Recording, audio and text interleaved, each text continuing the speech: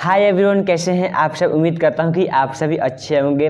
जैसे कि आपको जानते ही होंगे, ये आपका सेकंड पार्ट वीडियो होने वाला है। आप फर्स्ट पार्ट वीडियो देख चुके होंगे, ये सेकंड पार्ट वीडियो होने वाला है। यानी कि भूगोल का मोस्ट इंपोर्टेंट क्वेश्चन का सीरीज चला है, यानी कि सेट 1 का सेकंड पार्ट होने वाला है। यानी कि 17 ऑब्जेक्टिव क्वेश्चन चल रहा था, जिसमें से आपका फर्स्ट सेट चला खत्म हो चुका है और दूसरा सेट करने वाले हैं। देखिए फर्स्ट सेट में का आपका 35 क्वेश्चन हुआ था, 35 क्वेश्चन बचा था। देखिए वहाँ से हम क्वेश्चन को स्टार्ट करते हैं। अगर इसका पहले वाला वीडियो आप नहीं देखे होंगे तो जाकर देख लीजिए, वीडियो को वॉच कर लीजिएगा। देखिए उसमें बहुत ही आसान तरीके से बहुत ही अच्छा आंसर बताया था कि आपको बोर्ड एग्जाम 2024 में आने वाला क्वेश्चन को बहुत ही सिलेक्ट करके लाया था। यानी कि जो पिछले वाला क्वेश्चन था उन सभी क्वेश्चन को सिलेक्ट करके लाया था, और आने वाला एग्जाम में कौन से क्वेश्चन आ सकता है गेस करने वाला है, उन सभी क्वेश्चन को भी आपको बताया गया है। तो वीडियो को स्टार्ट करते हैं। अगर आपका इसका PDF पाना है तो PDF भी ले सकते हैं आप। डिस्क्रिप्शन बॉक्स में नंबर है, उससे आप कॉन्टैक्ट कर सकते हैं, या फिर और कोई फेसबुक इंस्टाग्राम अगर किसी भी आपको कॉन्टैक्ट करना है कॉन्टैक्ट कर सकते हैं डिस्क्रिप्शन बॉक्स में। तो चलिए वीडियो को स्टार्ट करते हैं। और देखिए अगर आपको जो कुछ भी क्वेश्चन याद ना होता हो तो आप कॉपी पर लिख लीजिएगा। यानी जो कुछ आपको क्वेश्चन पहली बार देखने को मिला हो तो आप कॉपी पर लिख सकते हैं। ऐसा तो कुछ नहीं है कि आपका क्वेश्चन पहली बार ही देखने को मिला होगा तो आप पहले ही पढ़े होंगे। और देखिए अगर ऑब्जेक्टिव क्वेश्चन कर लेते हैं तो सब्जेक्टिव में आपको कोई दिक्कत होने वाला नहीं है। सब्जेक्टिव आपको मान लीजिए 50 क्वेश्चन बनता है तो 15-50 आता है तो आपका सब्जेक्टिव में कुछ तो हो सकता है ना।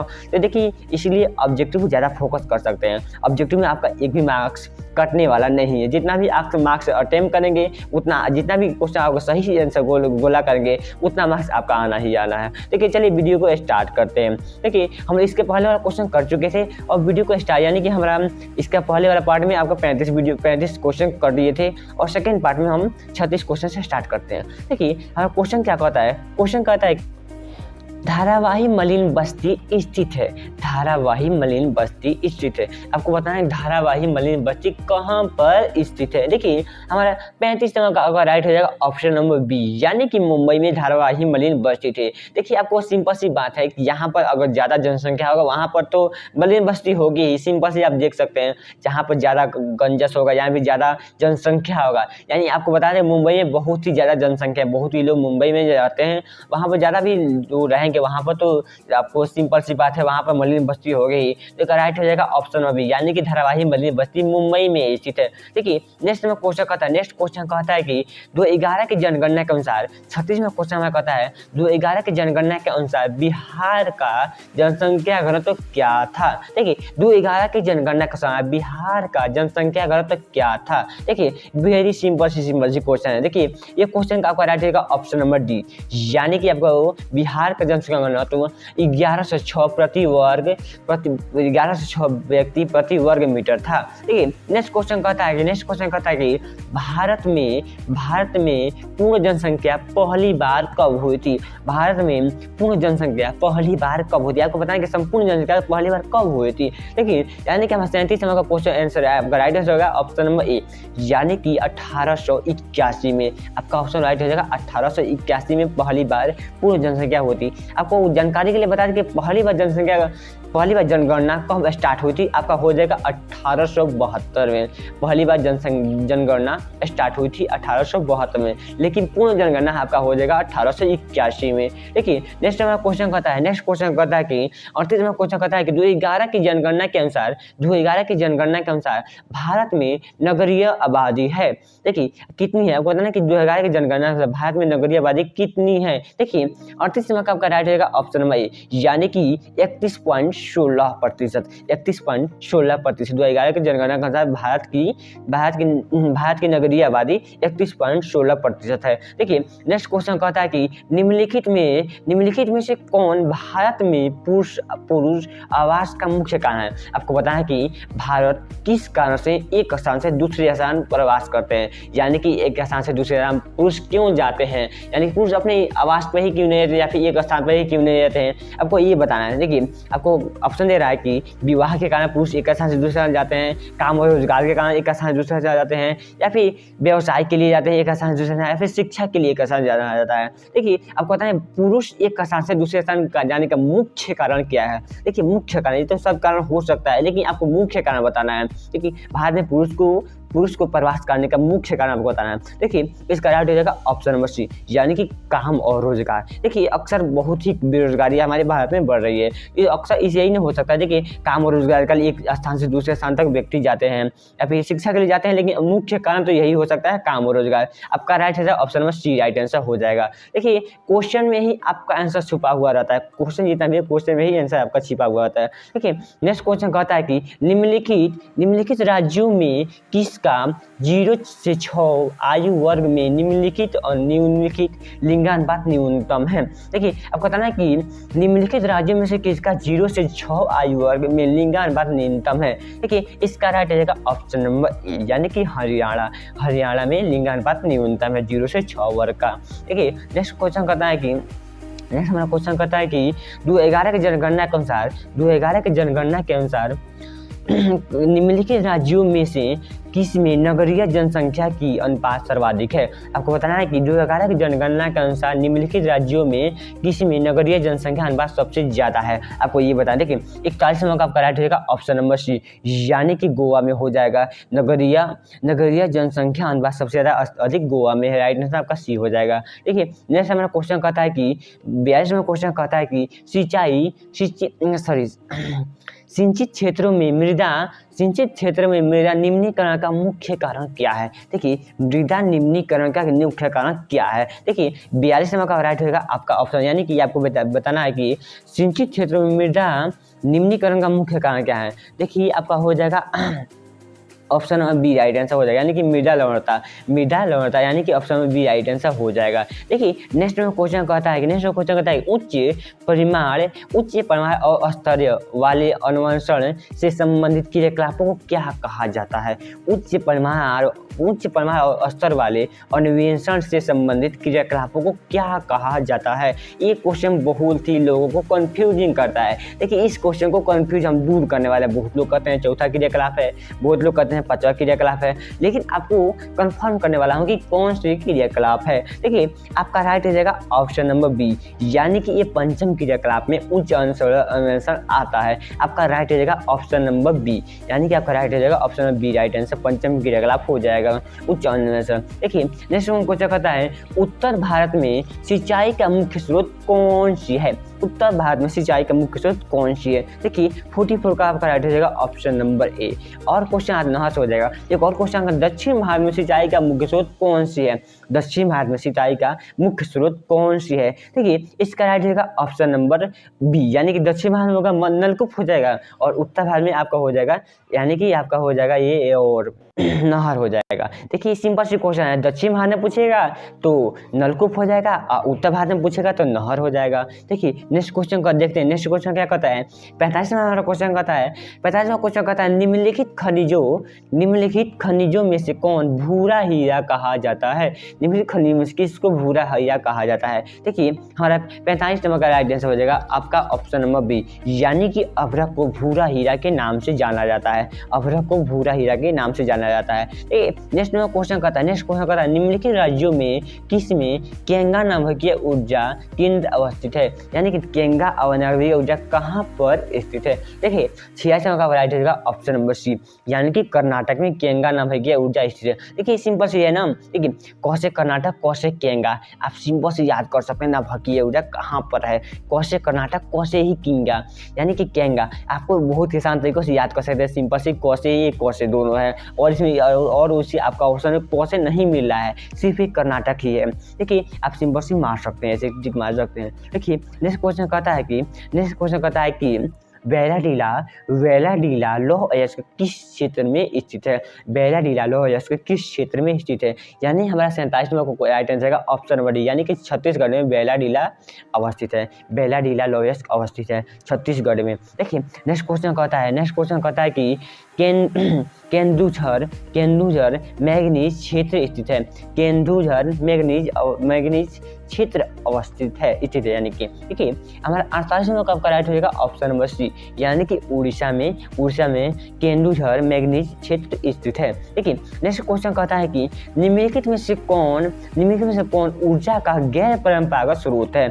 ऊर्जा का कौन गैर परंपरागत स्रोत है। देखिए यानी कि हमें 49 नंबर का राइट होगा ऑप्शन नंबर सी, यानी कि सौर ऊर्जा ऊर्जा के गैर परंपरागत स्रोत है। आपका राइट होगा option number C right answer हो जाएगा। देखिए नेक्स्ट क्वेश्चन 50 नंबर कहता है कि संभववाद की अवधारणा किस घटक के महत्वपूर्ण माना जाता है। संभववाद की अवधारणा को किस घटक में महत्वपूर्ण माना जाता है। देखिए हमारा 15 नंबर का राइट आंसर का ऑप्शन नंबर बी यानी कि मानवीय घटक।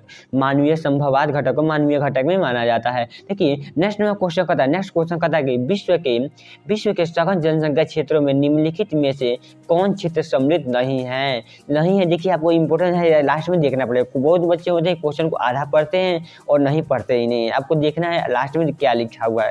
लेकिन लिखा है विश्व के सघन जनसंख्या क्षेत्रों में निम्नलिखित में से कौन क्षेत्र सम्मिलित नहीं है, यानी कि सबसे ज्यादा जनसंख्या क्षेत्र में कौन सम्मिलित नहीं है। देखिए इसका राइट रहेगा आपका ऑप्शन नंबर यानी कि 51 नंबर का राइट रहेगा ऑप्शन नंबर सी, यानी देखिए आपका दक्षिण पश्चिमी अफ्रीका हो जाएगा। आपका राइट रहेगा दक्षिण पश्चिमी अफ्रीका। देखिए नेक्स्ट क्वेश्चन कहता है कि देखिए अगर आपको इसमें से किसी का क्वेश्चन पहले से पता हो तो आप कमेंट बॉक्स में बता सकते हैं। आपको बहुत ही हमें खुशी होगी कि जितना बच्चे आपको कमेंट बॉक्स में बताए हैं। अगर आपको इसमें से किसी भी क्वेश्चन का हमारे बताने से पहले आप बता देते तो वो और अच्छी है, यानी कि आपको याद हो सकता है। क्वेश्चन को ना लिखिए लेकिन क्वेश्चन नंबर को लिख करके उसका आंसर लिख दीजिए, इससे बहुत हमको खुशी होगी। यानी कि हमको ये तो पता चलेगा ना कि बच्चों के क्वेश्चन याद है, हमको बताने से पहले उन लोगों को भी याद है। देखिए नेक्स्ट क्वेश्चन कहता है कि 52 नंबर क्वेश्चन हमारा कहता है कि निम्नलिखित में से एक जन स्थानांतरण का अपकर्ष कारक नहीं है। देखिए आपको पता है कि निम्नलिखित में से कौन एक जन स्थानांतरण का अपकर्ष कारक नहीं है। देखिए अपकर्ष कारक सबसे पहले जानना होगा क्या होता है। अपकर्ष कारक वह कारक होता है जिसको अपने और आकर्षित करता है, यानी कि कोई भी देखिए अपकर्ष कारक उसे देखिए कोई भी आपको मान लीजिए शैक्षिक शिक्षा है या फिर अगर आपको कोई भी अच्छा चीज होगा तो अपने और आकर्षित करता है तो अपकर्ष कारक कहते हैं। जैसे मान लीजिए कि आपका हो गया अपकर्ष कारक में क्या क्या दिया है देखते हैं। अपकर्ष में देखिए क्या दिया, रहन सहन की अच्छी दशाएं दिया है, या फिर अनुकूल जलवायु दिया है, फिर निम्नलिखित रहन सहन की निम्न दशाएं दिया है, या फिर शांति एवं स्थितित्व दिया है। देखिए इसका यानी कि हमारा 52 होगा राइट रहेगा ऑप्शन नंबर सी, यानी कि रहन सहन की निम्न दशाएं जहाँ होती है उसे अपकर्ष कारक कहते हैं। देखिए प्रतिकर्ष कारक होता है यानी कि अपने से दूर भगाता है, और अपकर्ष कारक होता है अपने और आकर्षित करता है। तो क्योंकि नहीं होने का मतलब हो गया यही प्रतिकर्ष कारक है। देखिए यहाँ पर नहीं लिखा है यानी कि ये प्रतिकर्ष कारक होगा। तो आपको देखना है प्रतिकर्ष कारक कौन है। देखिए इसमें राइट होगा आपको सी ऑप्शन नंबर सी, रहन सहन की निम्न दशाएं। देखिए यानी कि अपने ओर से दूर भागा है प्रतिकर्ष।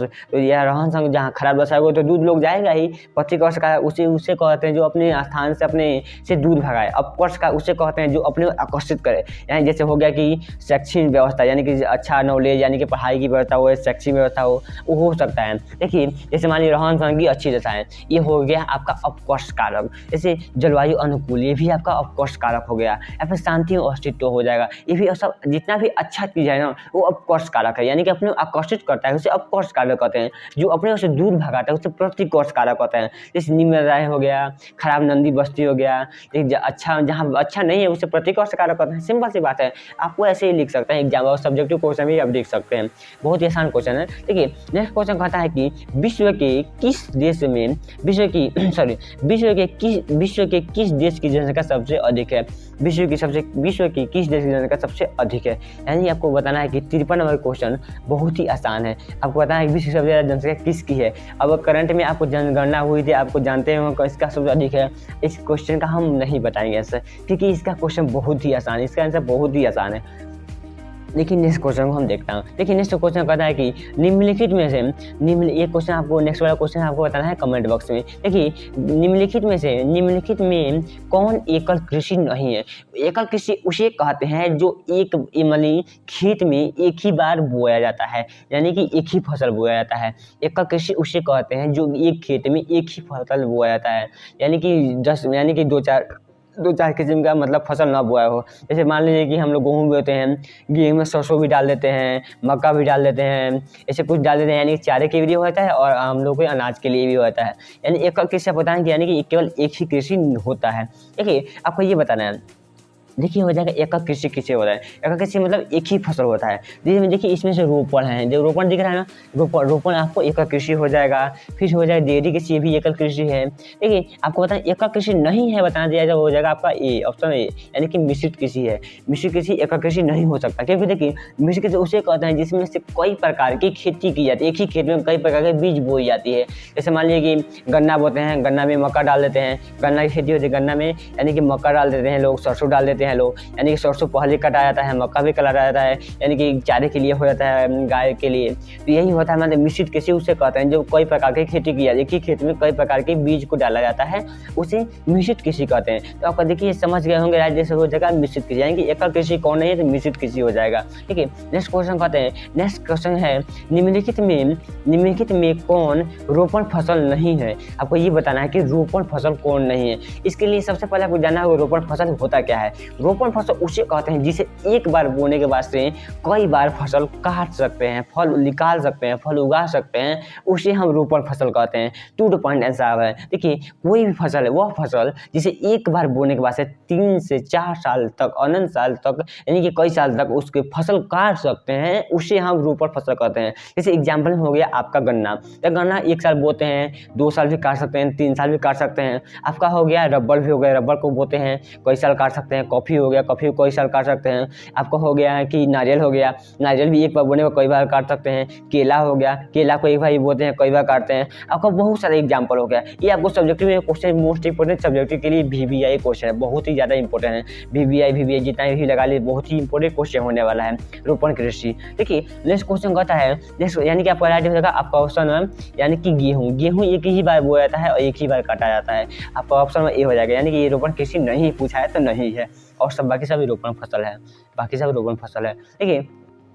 देखिए नेक्स्ट क्वेश्चन कहता है कि विस्तृत व्यापार अनाज उत्पादन कृषि नहीं की जाती है, यानी कि विस्तृत व्यापारिक अनाज उत्पादन कृषि नहीं की जाती है, यानी कहाँ पर नहीं की जाती है। देखिए 56 नंबर का वैरायटी होगा ऑप्शन नंबर डी, यानी कि हो जाएगा आपका अमेजन बेसिन में नहीं की जाती है, आपका ऑप्शन नंबर डी हो जाएगा। देखिए नेक्स्ट क्वेश्चन कहता है कि निम्नलिखित में कौन मानव और पर्यावरण के बीच अन्वेषण क्रिया के सर्वाधिक महत्वपूर्ण कारक है। निम्नलिखित में कौन मानव और पर्यावरण के बीच अन्वेषण क्रिया के सर्वाधिक महत्वपूर्ण कारक है। देखिए इसके यानी कि हमारा 57 नंबर का राइट हो जाएगा ऑप्शन बी, यानी कि प्रौद्योगिकी, आपका राइट हो जाएगा प्रौद्योगिकी। देखिए नेक्स्ट क्वेश्चन क्या करना है, नेक्स्ट क्वेश्चन कहता है कि नीतिवाद संकल्पना में किस घटक को महत्वपूर्ण माना गया है। नीतिवाद संकल्पना में किस घटक को महत्वपूर्ण माना गया है। देखिए इसका राइट हो जाएगा ऑप्शन बी, यानी कि मानवीय घटक को महत्वपूर्ण माना गया है। देखिए नेक्स्ट क्वेश्चन कहता है कि किस महादेश में सबसे अधिक जनसंख्या अंतर्राष्ट्रीय पर्यटन आते हैं, यानी कि किस देश से सबसे ज़्यादा, यानी कि अपने देश में पर्यटन आते हैं, यानी कि घूमने के लिए आते हैं, किस देश से सबसे ज़्यादा। इसका राइट रहेगा आपका ऑप्शन में यह हो जाएगा, यानी कि यूरोप से सबसे ज़्यादा लोग आते हैं, यानी कि हमारे देश में अंतर्राष्ट्रीय पर्यटन आते हैं। ओके नेक्स्ट क्वेश्चन कहता है कि निम्नलिखित में कौन प्रथम क्रियाकलाप है, यानी कि प्रथम क्रियाकलाप कौन है। देखिए आप सिंपल से क्वेश्चन आप जानते हैं प्रथम क्रियाकलाप कौन से है, आपका राइट रहेगा ऑप्शन में, यानी कि खेती प्रथम क्रियाकलाप के अंदर ही आता है। देखिए नेक्स्ट क्वेश्चन कहता है कि नेक्स्ट क्वेश्चन कहता है कि यानी कि आपको देखिए ये क्वेश्चन आपको बहुत ही इंपॉर्टेंट होने वाला है, यानी कि देखिए एक्शन में क्वेश्चन कहता है कि सुएज नहर जोड़ती है, सुएज नहर किसको जोड़ती है, किस नहर महासागर को सुएज नहर जोड़ती है। देखिए इसका राइट होगा ऑप्शन नंबर डी, यानी कि लाल सागर को भूमध्य सागर से जोड़ती है, सुएज नहर लाल सागर को भूमध्य सागर को जोड़ती है। देखिए नेक्स्ट में क्वेश्चन कहता है कि नेताजी सुभाष चंद्र बोस हवाई अड्डा, अंतर्राष्ट्रीय हवाई अड्डा कहाँ पर है। नेताजी सुभाष चंद्र बोस अंतर्राष्ट्रीय हवाई अड्डा कहाँ पर है। देखिए इसका राइट यानी कि आपका राइट हो जाएगा ऑप्शन नंबर बी, यानी कि पश्चिम बंगाल में नेताजी सुभाष चंद्र बोस हवाई अड्डा है। देखिए नेक्स्ट क्वेश्चन कहता है कि नदी के सहारे बसा हुआ गांव किस प्रतिरूप में आएगा। देखिए इसका यानी कि सिंपल सी नदी रेखीय होता है तो रेखीय में ही आएगा, रेखीय होता है नदी रेखा होता है रेखीय में ही आएगा। इसका राइट होगा ऑप्शन नंबर बी, यानी कि ऑप्शन नंबर डी रेखीय में हो जाएगा। देखिए नदी एकदम रेखा जैसा होता है, नदी देखे नदी आप देखे होंगे, नदी ऐसे जैसे होती है वैसे ही होगा ना, नदी के बसा हुआ प्रतिरूप, सिंपल सी आंसर आपका रेखीय हो जाएगा। ठीक है नेक्स्ट क्वेश्चन कहता है कि ओपेक का मुख्यालय कहाँ पर है। Organisation of petroleum exporting countries का मुख्यालय कहाँ पर है? देखिए इसका यानी कि 64 नंबर का राइट हो जाएगा ऑप्शन वही, यानी कि वियना में। वियना में आपका राइट हो जाएगा आपका वियना में है। देखिए नेक्स्ट क्वेश्चन कहता है कि झील के चारों ओर बसा हुआ गांव किस प्रतिरूप में होता है? झील के चारों ओर बसा हुआ गांव किस प्रतिरूप में होता है? इसका राइट हो जाएगा ऑप्शन नंबर सी, यानी कि वृत्ताकार। आपका राइट हो जाएगा ऑप्शन नंबर बी, यानी स्क्रीन पर आप देख सकते हैं वृत्ताकार होता है। देखिए नेक्स्ट क्वेश्चन कहता है कि निम्नलिखित में कौन व्यापारिक नगर है? व्यावसायिक नगर है। निम्नलिखित में कौन व्यावसायिक नगर है? देखिए यानी कि आपको 66 नंबर का रहेगा ऑप्शन नंबर डी, यानी कि एम्स्टर्डम आप सिंपल से कह सकते हैं एम्स्टर्डम है। देखिए नेक्स्ट क्वेश्चन कहता है उत्तर अटलांटिक महामार्ग जोड़ता है उत्तरी अटलांटिक महामार्ग जोड़ता है, किसको जोड़ता है? उत्तरी अटलांटिक महामार्ग किसको जोड़ता है? आपका राइट होगा ऑप्शन है, यानी कि उत्तरी अमेरिका वो यूरोप से जोड़ता है। लेकिन नेक्स्ट क्वेश्चन कहता है कि यूरोपवासियों द्वारा निम्न यूरोपीय द्वारा अपने अपनिवेशों को किस प्रकार की कृषि का विकास किया गया था? देखिए यूरोप द्वारा कौन